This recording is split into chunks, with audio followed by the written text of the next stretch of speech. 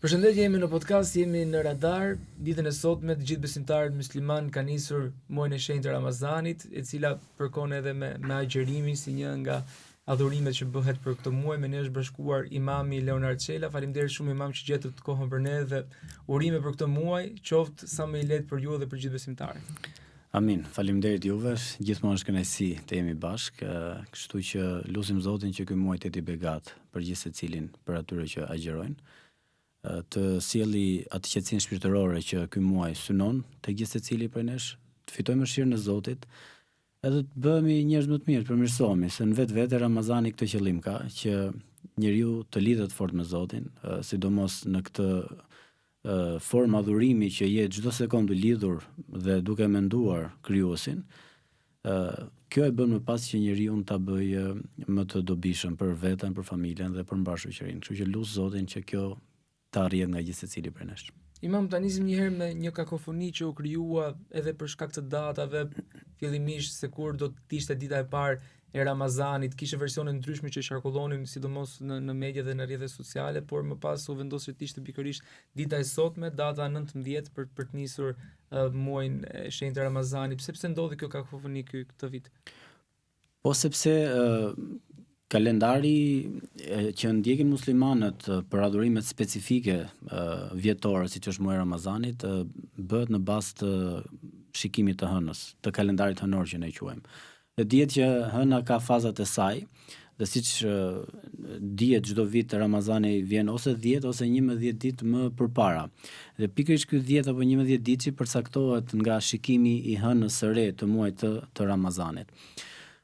Normalisht këtu ndarja u bërë për këtë fakt, sepse disa le të themi shtetet muslimane, duke marrë përballë shkencën në këtë rast, duke bërë parashikimin eksakt të hënës dhe të fazave të saj në bazë të kalkulimeve që bën në aspektin shkencor, e kanë përcaktuar datën fiks ditën e 19 që futet pra hëna e re. Ndërkohë në gjirin arabik u pretendua që u pa hëna me sy të lira apo me teleskopët që ata përdorin dhe thanë që ka filluar Ramazani, pra është hëna e Ramazanit kjo. Prandaj këto janë gjëra që nuk janë të reja në botën islame. Por ajo çfarë dihet me saktësi tash ti më mbrapa është fakti se hëna e re mund ta quajmë në hemisferën tonë, në Europën ku ne ndodhemi, u pa një ditë më mbrapa. Pra, do të thotë ne sot mund bëhet ky debat sepse për shkak të teknologjisë ti e merr menjëherë informacionin në mënyrë të drejtë për drejtë. Por nëse do të ecim me këtë logjik, nëse para disa vitesh kur ti nuk e kishe këtë akses të informacionit, edhe pse mund të ishte parë hëna diku dhe nuk është parë në vendin tënd, atëherë automatikisht ata atje mund ta fillojnë Ramazanin dhe ti mund ta fillosh kur ta shikosh hënën. Dhe kjo në fakt është dhe tradita e profetit që ju do ta filloni Ramazanin kur të shikohet hëna. Kështu që për vendin ton hëna ishte parashikuar që të shikohej pra për datën 19 që të ishte Ramazani dhe kështu siç e shikojmë është ai debati ndodh ndonjëherë kjo kështu, por gjëra që nuk janë shumë me zarar, sepse ndonjëherë duke fokusuar debatin në këto tema humbim atë atmosferën e ngrohtë të muajit të Ramazanit. Absolutisht, e po ashtu lidhja që bëhet mes dy Ramazanëve ndodh për shkak edhe të agjërimit, ka disa persona që nuk kanë mundur që të plotësojnë disa nga ditët në Ramazanit paraardhës. Çfarë ndodh me ta që i ka gjetur ky Ramazan, por që kanë akoma ditë që nuk e kam plotësuar nga Ramazani i kaluar? Po, këto janë njerëz të kategorive të veçanta që i quajmë neve. Zakonisht gratë janë ato të cilat përfundojnë në këto situata për shkak të gjendjeve të tyre të përmuajshme, të cilat ditët që janë të papastërta duhet t'i zëvendësojnë mbas Ramazanit. Mund të jenë njerëz që kanë udhëtuar dhe këta në udhëtim je i lirë që mos të agjërosh kur merr rrugë të gjatë, domethënë largohesh nga vendbanimi jot për në një qytet të largët apo një shtet të largët. dhe këta njerëz janë të obliguar më pas t'i zëvendësojnë më mbrapa, njerëz që mund të jenë të sëmur, mund të sëmurën dhe të shërohen po ashtu brenda Ramazanit dhe disa ditë që t'i kalojnë në sëmundje duke përdorur ilaçe, edhe këta duhet t'i zëvendësojnë më mbrapa. Dhe nëse akoma nuk i kanë zëvendësuar dhe i ka gjetur Ramazani i ri, ata janë të obliguar të agjërojnë këtë muaj Ramazani. Domethënë akoma nuk janë të zëvendësuara ditët e Ramazanit të kaluar. Kështu që menjëherë mbasi të mbarojë ky Ramazan, atëherë janë të obliguar le ta dinë që i kanë borxh, domethënë Allahut të lartësuar ditët që nuk kanë agjëruar dhe kështu duhet t'i zëvendësojnë sa më shpejt jetë e mundur. Cilat janë ato kategoritë që nuk agjërojnë këtë muaj dhe që lejohet tek Zoti? Zakonisht kategoritë që i bie përgjegjësia në agjërimin e Ramazanit, ose thënë ndryshe, si fillim, ata që e kanë obligim Ramazanin janë ata që janë të rritur, kanë arritur moshën e pubertetit, janë musliman, janë mirë mendërisht dhe janë mirë nga aspekti shëndetësor. Të gjithë këta e kanë obligim para Zotit të agjërojnë muajin e Ramazanit. Pastaj nga këtu fillojnë edhe ndan kategoritë të cilat nuk i plotësojnë këto kushte, si kryesore është shëndeti. Pra mund të futen kategoritë e njerëzve me sëmundje kronike, diabetikët, njerëzit që kanë ilaçe që jeta e tyre rrezikohet nëse do të marrin ilaçet në kohë, udhëtarët siç e përmendëm pak më lart. Dhe të gjithë këto, pra në momentin që agjërimi do t'i rrezikojë atyre shëndetin, do t'i rrezikojë atyre jetën, atëherë mbi ta bie obligimi, por patjetër në Kur'an është e qartësuar qartë që njerëzit që nuk kanë mundësi të agjërojnë për shkak të këtyre arsyeve, mundet që të paguajnë një fidje që quhet, një dëmshpërblim për ditët e agjërimit. Dhe kjo është akoma një dimension shumë i bukur që sjell muaji Ramazanit, qoftë shpirtëror dhe social. Shpirtëror nga aspekti se njeriu që e vuan shpirtërisht pse s'ka mundësi të agjërojë për shkak të pengesave që ai ka, i jepet mundësia që me një vlerë monetare prej 400 lekësh të reja për çdo ditë apo 120.000 lekë të vjetrave në muaj, ai të gjejë një familje të varfër dhe të shkojë t'ia japi atyre në formë kompensimi për të gjithë muajin e Ramazanit. Kjo zakonisht ndodh nga moshat e thyera që, siç e përmenda më lart, kanë këto pengesa për të arritur të agjërojnë të plot muajin e Ramazanit. Dhe mëshira e Zotit është që këto njerëz prapë të futen në atmosferë të Ramazanit, duke e ditur që me këtë lëmosh ata në një farë forme përjetojnë Ramazanin apo dhe marrin shpërblime tek Zoti, sepse në fund të ditës ata janë të arsyetuar, domethënë. Ky muaj është muaj adhurimi, për çfarë duhet bëjë një besimtar, një agjërues për ta plotësuar të plot gjithë këtë muaj që është i shenjtë.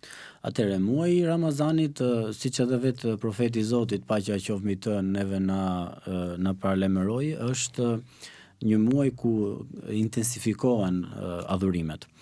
Për shembull, kemi të veçantë në këtë muaj namazin e teravive, që është i lidhur ngushtë me agjërimin. Është një namaz që falet vetëm për muajin e Ramazanit, që falet mbas namazit të fundit të yatsis dhe quhet ndryshe namaz vullnetar.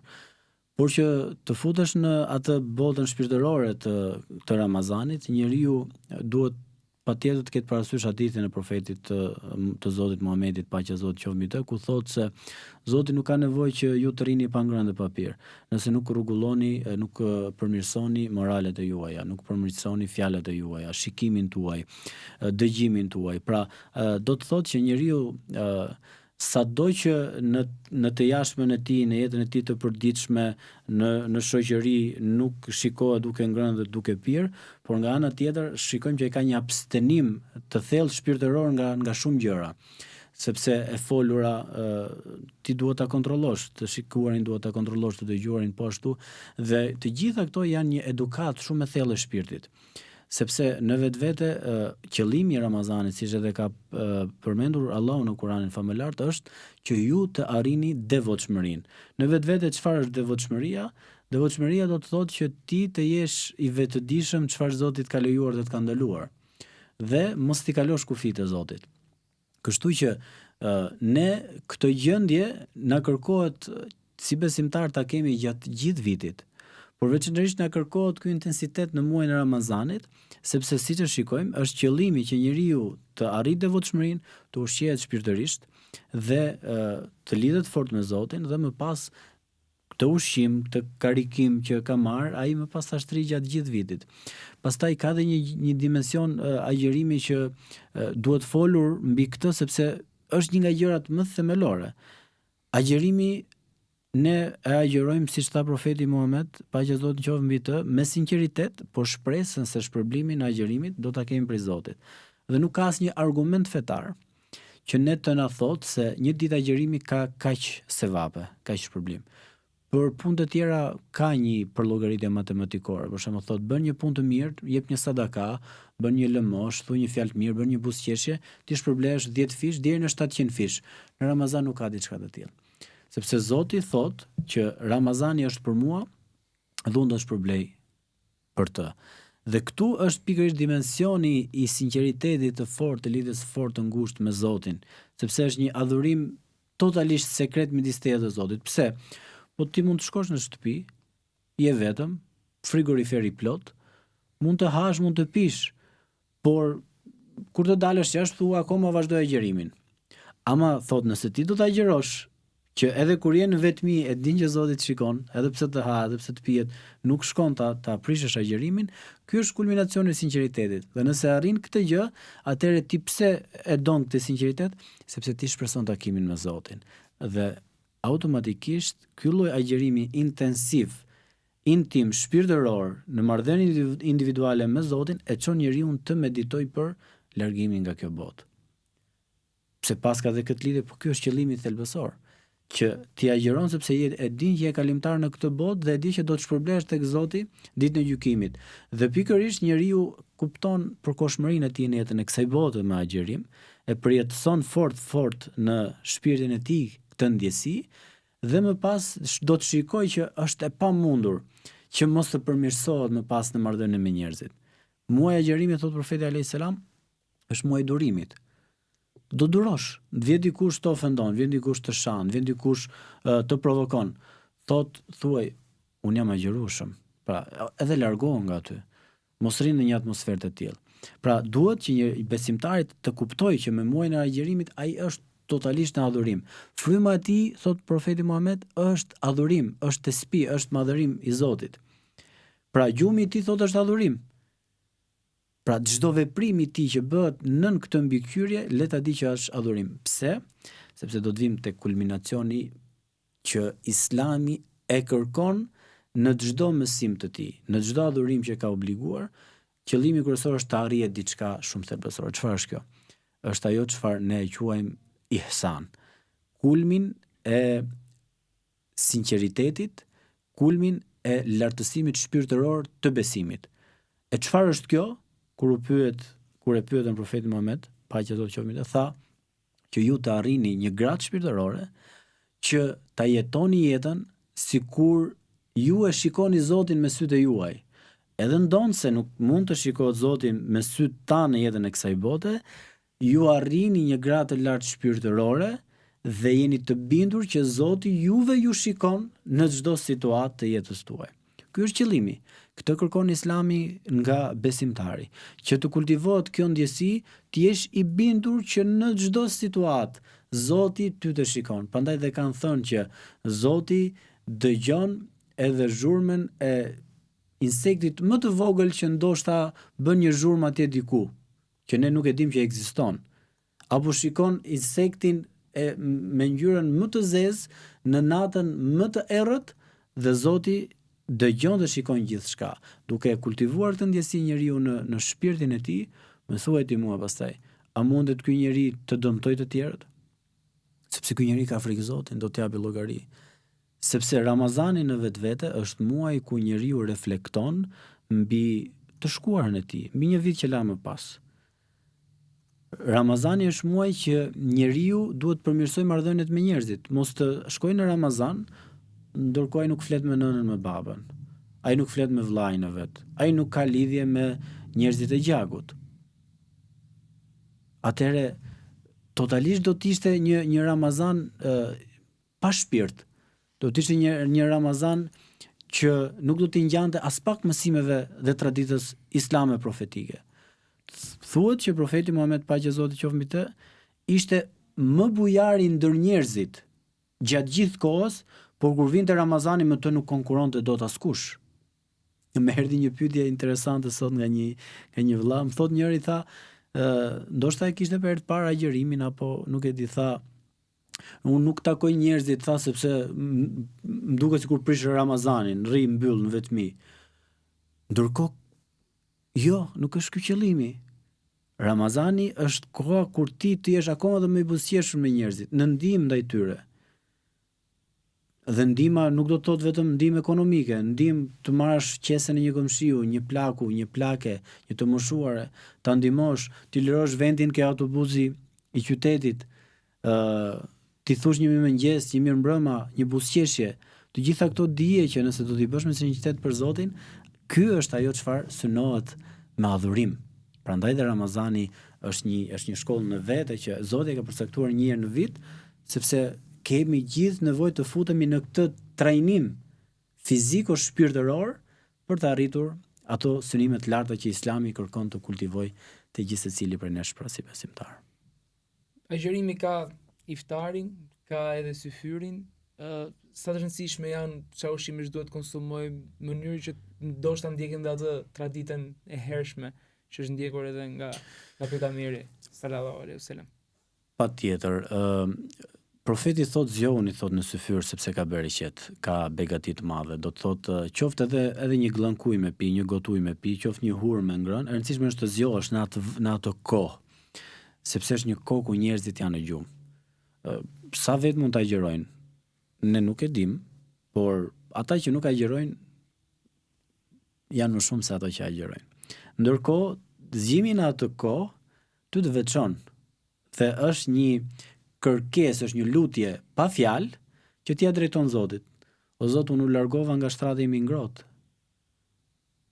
Po çohem në një kohë kur unë duhet isha duke fjetur dhe po ndjek këshillën e profetit që të ha diçka në syfyr dhe kërkon diçka prej Zotit në atë kohë, ku është koha më e volitshme, ku na ka mësuar profeti Zot paqja qoftë mbi të, që 1/3 e natës, pikërisht koha e syfyrit, është koha kur Zoti shikon këtë dynja me mëshirën e tij të madhe edhe thërret, a ka njeri që do të shërohet nëse është sëmur, të më lutet në këtë orë.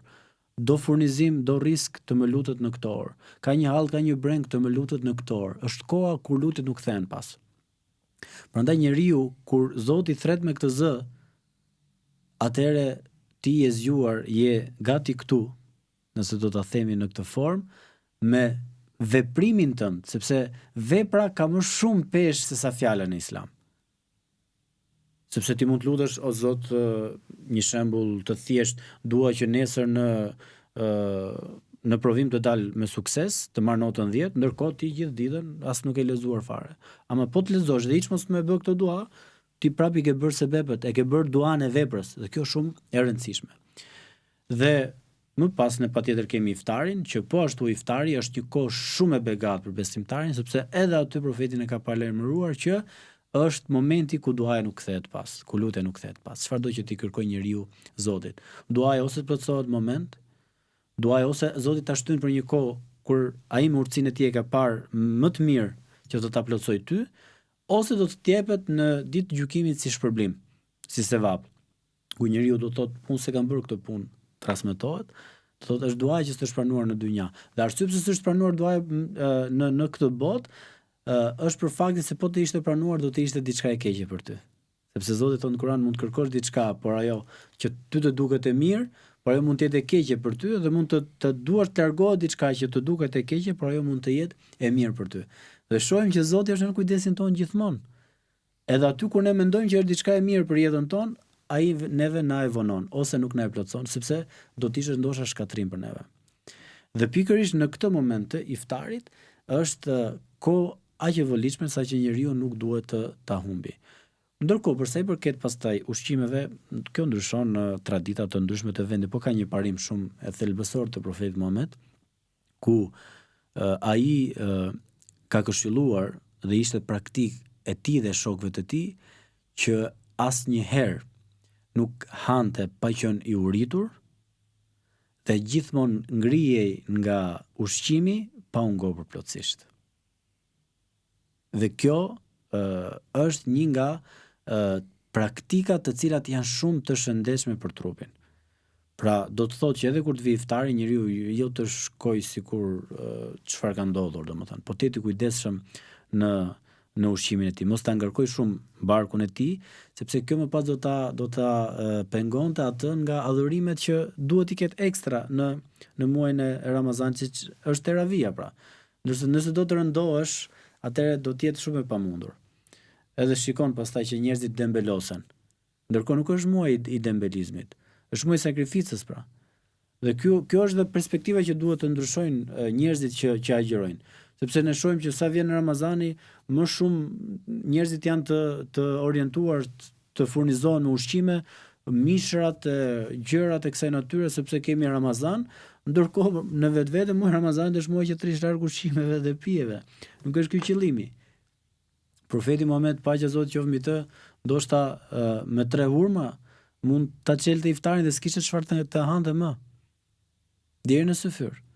Sepse kemi shumë transmetime që ka qenë varfëri ekstreme në shumë situata të viteve të tij të profecisë. Kështu qëllimi nuk është ushqimi në vetvete, por është abstenimi nga ushqimi, qoftë kjo për shpirtin ton, qoftë kjo edhe për fizikun ton, që këto janë pastaj të gjitha benefite që vijnë prej asaj urdhëresë të Zotit. Se çdo gjë që Zoti urdhëron në vetvete ka të mirat e saj shpirtërore, por edhe fizike. Qoftë namazi ditor, të fut në sistem jete, të fut në orare fikse, po ashtu dhe agjerimi. Sepse ti mësohesh me orare. Kur do të hash, kur do të çelesh, kur do të zgjohesh, kur do të flesh. Edhe të gjitha këto në vetvete janë edukat që njeriu e formojnë edhe nga aspekti individual më pas në jetën e përditshme. Sa takon agjerimit ka disa mite dhe disa të vërteta. Mite për arsye se si mund të prishet agjerimi, siç është edhe larja e dhëmbëve, por edhe të vërteta që e prishin agjerimin. Cilat janë këto, imam? Thelbësore gjatë agjerimit është çdo gjë që njeriu mundet të fusë në organizmin e tij prej rrugëve ushqyese pra. Çdo gjë që mund të jetë ajo me qëllim, duhet ta theksojmë të, ajo e prish agjerimin, sepse mund të ndodhë që njeriu pa dashje mundet të kalojë diçka poshtë, por kjo nuk e prish kurse si agjerimin. Pra, agjerimi në vetvete prishet kur njeriu e prish atë qëllimisht. Edhe kjo është ndaluar në Islam dhe ka penalitet. Kushdo që një ditë agjerimi e prish me qëllim, ai është i obliguar të agjerojë 60 ditë rresht çdo ditë prej këtyre 2 muajve, plus ditën që ka prishur 61 ditë. Pra ka një penalitet të madh. Prandaj njerëzit duhet të kenë kujdes. Kështu që larja e gojës, kujdesi higjienike, të gjitha këto me radh, përderisa ti nuk kalon diçka poshtë, domethënë nuk e prishin agjerimin, pra mund të lahet goja pa asnjë lloj problemi. Gjërat të cilat e prishin agjerimin, pastaj janë dhe këto pjesët mjekësore, domethënë ilaçet, çdo gjë që futet në trup që është ushqyese, në vetvete ka suplemente ushqyese, të gjitha këto e prishin agjerimin. Ndërkohë ke aspekti i dentistit më pas, ku njerëz mund të kenë probleme që marrin ato gjilpërat e gjitha këto konsiderojnë që nuk e prishin agjerimin, sepse janë diçka që janë sipërfaqësore, domethënë dhe nuk kalojnë në organizëm. Por parimi thelbësor është ky, çdo gjë që futet në trup dhe ka efekt ushqyes, qofshin dhe këto dhe gjilpërat, që mund të jenë gjilpëra ushqyese, antibiotike, gjitha me radhë që futen direkt në gjak, të gjitha këto e prishin agjerimin. Por tham, njerëzit që janë në gjendje të marrin ilaçe nuk e kanë obligim agjerimin pra. Pavarësisht se njerëzit mund të kenë dëshirë të agjerojnë. Këto janë parimet thelbësore, pastaj çdo situatë mund të ketë edhe specifika që duhet futur akoma dhe më detaje, por prandaj dhe ne kemi komunikim të vazhdueshëm me njerëzit në mënyrë të përditshme. Po ashtu ka edhe disa persona që ndjekin një lloj tradite që agjerojnë ditë hëne dhe ditë enjte. Çfarë është kjo lloj tradite? Edhe është e këshillueshme? Kjo agjerimi ditës sënë dhe ditës së njëjtë është një agjerim traditë e përditshme, e përjavshme e profetit Muhammed, jo vetëm në muajin Ramazanit, por gjatë gjithë vitit. Sepse ai në një hadith të tij ka thënë se ditën e hënë thot unë kam lindur dhe shenjë falënderimin ndaj Zotit e kaloj në agjerim, ndërkohë ditën e njëjtë thot punët paraqiten tek Zoti dhe unë dua që atë ditë të jem agjerueshëm. Kështu që në vetvete profeti Muhammed paqja e Zotit qoftë mbi të, sepse po të bësh një llogari të thjesht 4 javë i thon 8 ditë apo ka muaj me 5 javë i thon 10 ditë agjërim. Pra i bie 1/3 të çdo muaji profeti i Zotit e kalonte me agjërim. Kur afroheshim tek Ramazani, siç ishte muaji Rexhep dhe muaji Shaban, i rriste ditët e agjërimit. Domethënë, sidomos një muaj para Ramazanit, ka transmetime që ai linte shumë pak ditë që ta dallonte nga Ramazani. Dhe në vetvete tu tregohet se sa e rëndësishme është adhurimi i agjërimit, që jo vetëm gjatë gjithë vitit, por kjo të kthehet edhe në mënyrë të karakterit të besimtarit musliman, edhe në mënyrë të përjavshme, që të paktën 2 herë në javë ti adhuron Zotin me këtë adhurim kaq të veçantë. Dhe zakonisht ndodh që besimtarët që marrin këtë ushqim kaq të fortë në Ramazan, shpirtëror që po flasim, s'duan të shkëputen. Dhe menjëherë ne mbas Ramazanit kemi 6 ditë të muajit Sheval, të muajit hënor.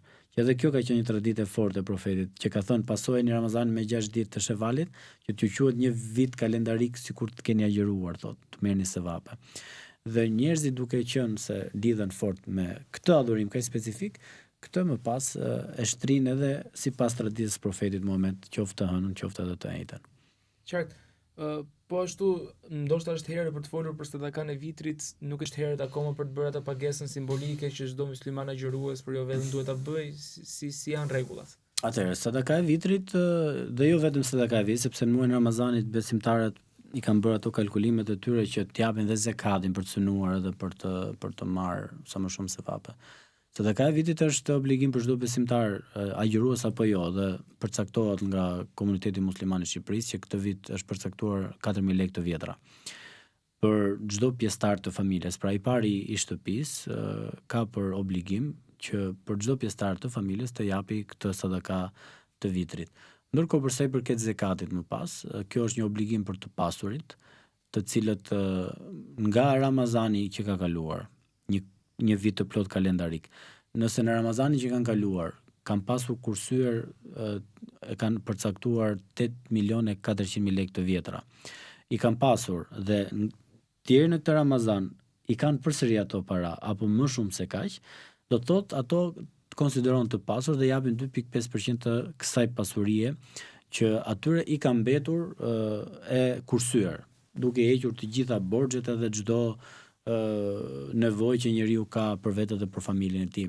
Ky duke qenë se konsiderohet i pasur, shkon dhe 2.5% pasurisë së tij ja jep të varfërve. Dhe shohim që në muajin e Ramazanit dimensioni social i tij shtrihet shumë gjërë në shoqëri. Besimtarët janë më të ndjeshëm, të cilët me këto mundësi që Zoti atyre i ka dhënë prej pasurisë së tyre, shkojnë dhe ndajnë me të tjerët.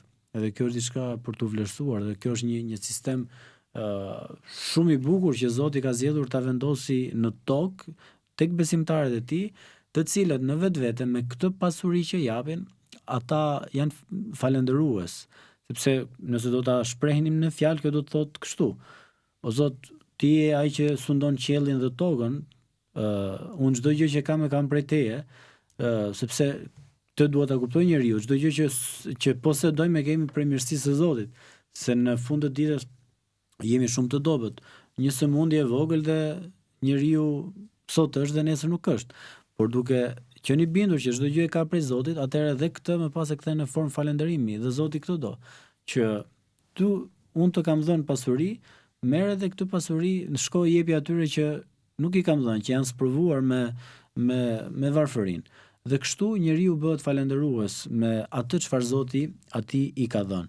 Sepse adhurimi ndaj Zotit është fizik, adhurimi ndaj Zotit është në këtë rast me vlerë monetare, të cilat njeriu gjithmonë në shenjë falënderimi ndaj krijuesit, qoftë për shëndetin që na ka dhënë, qoftë për çdo gjë që na ka dhënë prej pasurisë, ne e shpenzojmë aty ku ai na ka kërkuar, në kohën kur na ka kërkuar që të marrë vlerën e duhur. Dhe kjo patjetër që është një nga ligjet aq të bukura të Islamit, që sikur të praktikojë nga të pasurit. Sa të pasur mund të kemi ne edhe në Shqipëri milionera, sikur ta jepni çdo vit zekatin e tyre, të gjenin familjet e varfëra, t'i largonin nga sikletet e tyre, do të ishte një jetë më e bukur, besoj, domethënë. Imam, e thënë në mënyrë të përmbledhur, cili është mesazhi juaj sa i takon këtij muaji për gjithë besimtarët musliman? Mesazhi thelbësor është ky, që njihin e Zotin. Pra, mos ta adhurojmë Zotin verbërisht, por ta njohim atë me librin që i ka shpallur. Ramazani është ndryshe muaji i Kuranit, është muaj në cilin ka zbritur Kurani në natën e Kadrit, që është natë e vlefshme sa 1000 muaj, por kanë thënë që nata e Kadrit e mori vlerën nga Kurani. Do të thotë që nëse ne do ta njohim Zotin, do të lexojmë librin e tij, do të zbatojmë porositë e librit të tij në jetën tonë të përditshme, atëherë besoj se do të përmirësohemi çdo ditë të jetës tonë. Siç thotë profeti i Zotit që besimtari nuk duhet të ketë 2 ditë të njëjta, duhet të ndryshojë rutinën e tij, të ecë drejt përmirësimit.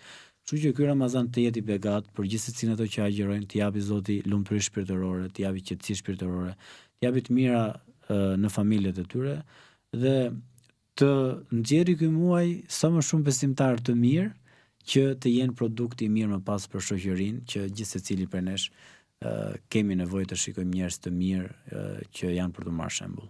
Imam, faleminderit shumë që ishet me ne, faleminderit shumë për mesazhet që ndat për gjithë audiencën tonë, qoftë ky muaj i bekuar, i begat dhe sa më i lehtë për ju, por edhe për gjithë besimtarët. Amin. Qoftë për gjithë inshallah, Zoti të shpërbleft ty dhe ta pranoj dhe agjërimin edhe të gjithë besimtarëve. Faleminderit shumë.